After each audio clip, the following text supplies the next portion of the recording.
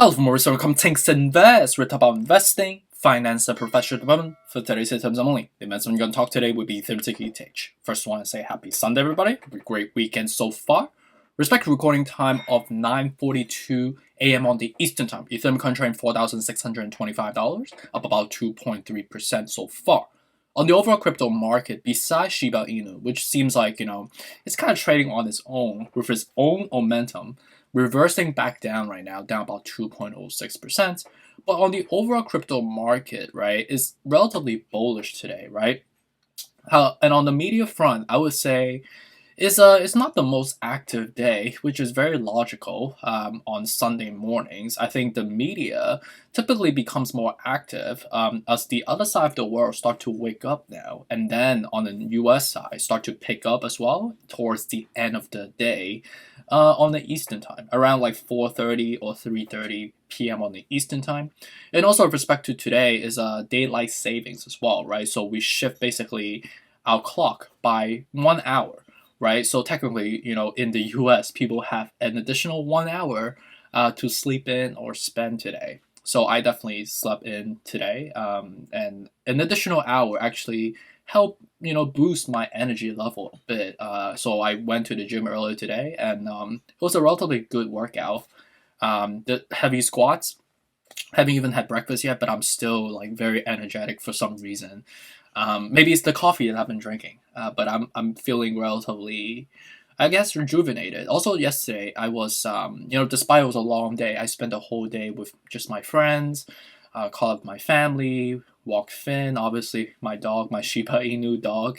And it was relatively a productive day. I didn't really spend a lot of time working, beside like doing the videos, which is kind of a work, but not like the most, not like the work that you just is tedious, like the job that I'm doing, that very manual labor intensive, pushing paper and stuff like that, negotiating. I actually enjoy speaking with you guys. I take the time out of my day to do so. But anyways, I feel like I'm always going off topics. And with respect to news, I would say collections of news are not the most active, but there are three news that are worth mentioning. So I'm just going to go through them in chronological order. The first one's on Bazinga about 32 minutes ago, talk about Bitcoin taproot upgrades close in. So this is basically days away with respect to the so-called soft fork days, right? And we foresee some sort of anticipatory pressure that should technically drive some buying pressure for Bitcoin, which is currently just kind of hovering on a sideways fashion, up about 0.6%. The main buying pressure came from yesterday, right? And it came out because of Elon Musk, Twitter post, right? He says that he's planning to sell 10% of his Tesla stock to potentially buy cryptocurrency, which is still a speculation. He didn't really specify on what he's going to be doing with it, but it's more just a tax avoidance, right? Because despite not selling stocks, right, the U.S. government are still enforcing a potential type of tax on basically uncapitalized gains on your stock holding. So despite you selling or not selling, you still have to pay tax. So Elon's like, why hold it if I have to pay tax anyways? Why not just sell when it's at the opportune time? Knowing the fact that the technical front on the Tesla stock, it can be, it looks very, very bullish right now, right? And we are definitely at the euphoric side of the house if you talk about the market cycle, right? Testing all-time highs consecutively for days and weeks now, right? So, and with that affectation, whether he's incentivized to sell or not, we don't know if he's gonna be buying Bitcoin or Ethereum or Dogecoin as he sell the holding. He might just be cash heavy. We don't know, right? But let's just take a look at his Twitter post real quick, shall we? And I think that will give us like a good flavor of what he's talking about. So you could see that with respect to his Twitter post 19 hours ago, this is basically his voting system that he's put up on Twitter. And based on the statistics right now, about close to 60% of the people that subscribe to his channels are supporting his initiatives to sell his holding. and it's basically ending in, I think we're almost done, right? I think it's a 24-hour frame for this voting system. So technically, by tomorrow, we should be experiencing, logically, some selling pressure on Tesla stock, and that should subsequently translate, if it really comes true, some buying pressure on Bitcoin, Ethereum, and Dogecoin, which are obviously the crypto assets that he believes in and he's been talking about, and he actually holds them as well.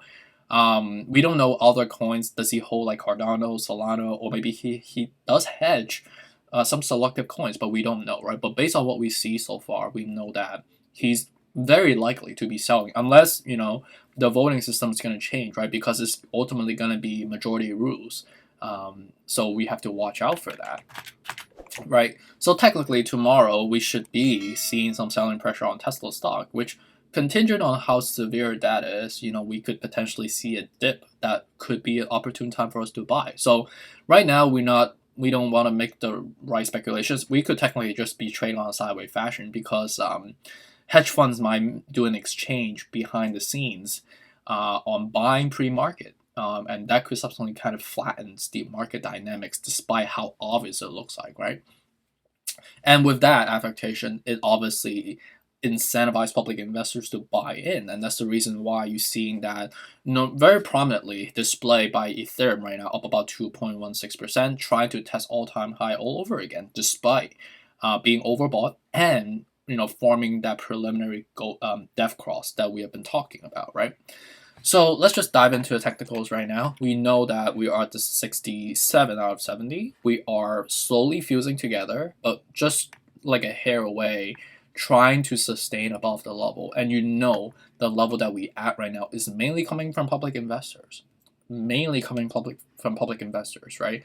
And the reason that we keep surging up is because more and more people in the ecosystem are holding more than ever. Right, but if you take a look at this real quick, you will see that this is kind of an upward wedge, right? And I hope that I'm wrong, but an upward wedge is never really a good formation in a chart, right? It always puts the supply demand dynamics in an off-balance position, right? Allowing the whales to manipulate the market more, because more and more public investors buy in. And especially the smart money has already bought in at the bottom. One day we're gonna see a consecutive days of just negative news, and that would incentivize a trigger of a sell-off, a correction, which technically we don't really have a lot of substantive platform for us to stay above, right? Despite people holding. And ideally, we would be buying at a more of a risk-averse level, which is ideally coming back down to the basically close to 4,000, right? Which is based on the technical fronts, right? We might oscillate around like the low 4,000 if we do not sustain the buying pressure, right? And we might see some buying pressure from Bitcoin because of this soft fork that's coming on the taproots that we just talked about. So that could technically drag up Ethereum to go up from there. Right, so a lot of macro catalysts that are very media driven, like the Twitter post on Elon, and also with respect to the taproots. But ultimately, we're in the business of risk mitigation, right? So ideally, I would just hold your holding and not chase in right now, because we're basically betting that it goes above 5,000, right? And that's basically the next logical level of substantiveness that we should be forming. But it's still relatively preliminary, and we're still overbought, so the odds are not in the most favorable setting right now. But if you want to buy it now, it's totally fine. Just hold it for a long term, because eventually you're going to get much higher than these current levels that we're seeing here, right? So something to be thinking about is about your risk aversion, right? So with respect to Bitcoin, we're still at the bearish state right now at the 656 out of 70. We do not really have any confirmatory signals that we are reversing yet. We're just being sustained because of the $60,000 level, right?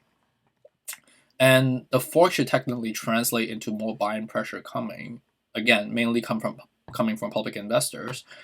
And I wouldn't be surprised if we got to break all-time high all over again ahead of the fork. And also, if Elon is confirmed that he's going to be buying Bitcoin, we're going to see a huge pump coming.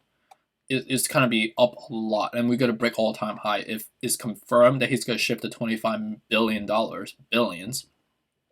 which is in the market cap perspective, it's not huge, but it's still gonna drive some public investors to be incentivized to buy in because he is a cult follower, basically.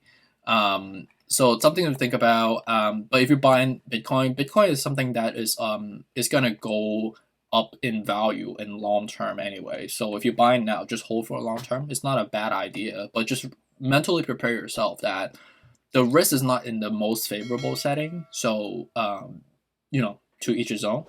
I'm just gonna sit and chill and watch the price go up, and it's great for me, right? I don't have to think about paying tax or am I timing the market either, because I'm not that smart to know how to time the market either, nor do I have the right information to formalize that execution either, right?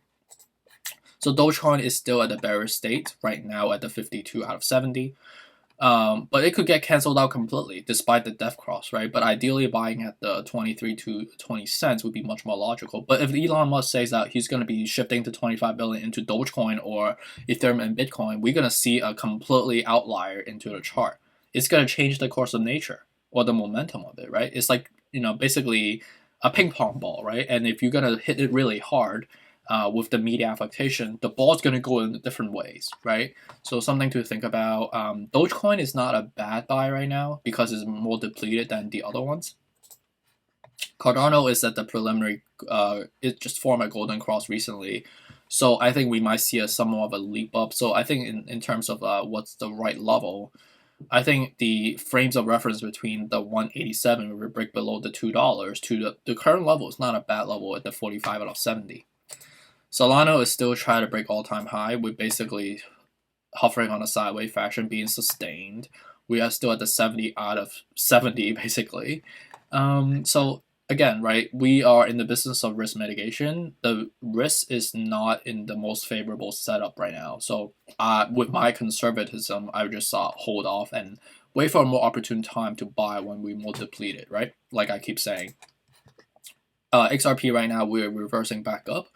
And right now, we broke above $1.20, which is great. The next leap is going to be a relatively large one. We don't really have a lot of consolidation in between, so the 130 is next. So we'll basically consolidate on a sideways fashion. We're still overbought at the 62, so something to think about. Is this the right setup for you in the risk management perspective? Polkadot's right now up about 5.33%, and right now it's 70 out of 70, so you know what that means. We are forming a new territory, basically $2 away from all-time high all over again. So we could technically keep leaping up because it's new territory, mainly again, right, from public investors, not the whales. So you typically want to buy before the whales pump in. You know what I'm trying to say? Not when public investors are the one that are solely pumping it, right? You know what I'm trying to say? So be careful. That's the point I'm trying to make, right? In the risk management perspective, it's not the most favorable to be buying at all-time high, right?